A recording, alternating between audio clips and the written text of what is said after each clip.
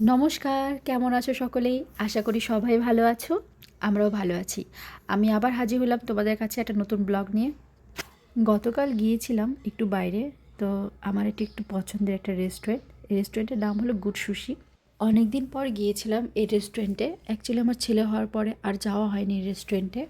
তো ছেলেরও ফার্স্ট এই রেস্টুরেন্টে আসা। রেস্টুরেন্টটা দেখতেও খুবই সুন্দর আর এখানের পরিবেশটাও খুবই ভালো।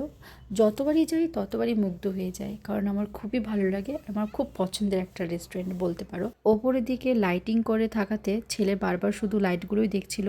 খুব বাচ্চা কাচ্চার আকর্ষণ তো লাইটগুলোই করে। তো বারবার আমার ছেলে ওই লাইটগুলোকেই দেখছিল আর এনজয় করছিল। তো এখানকার ডেকোরেশন যেমন সুন্দর, তেমন কিন্তু খাবারগুলো কিন্তু খুবই সুস্বাদু। আজ একটা নতুন রেসিপি ট্রাই করলাম, সেটা ছিল গোলগাপ্পে, আমাদের ভাষায় ফুচকা। দেখলাম ওই ফুচকার মধ্যে ওরা মাছ, সালমনে মাছটা দিয়েছে আর সালমনে মাছের ডিমটা দিয়ে ওরা সেটা ডেকোরেশন করেছে। খেতে খুবই টেস্টি লেগেছে। আমরা হয়তো আলু দিয়েই পছন্দ করি, বাট এটা নতুন একটু ট্রাই করা হলো, কিন্তু খুবই টেস্টি হয়েছে। যাই হোক, অনেক খাবারগুলো মজার।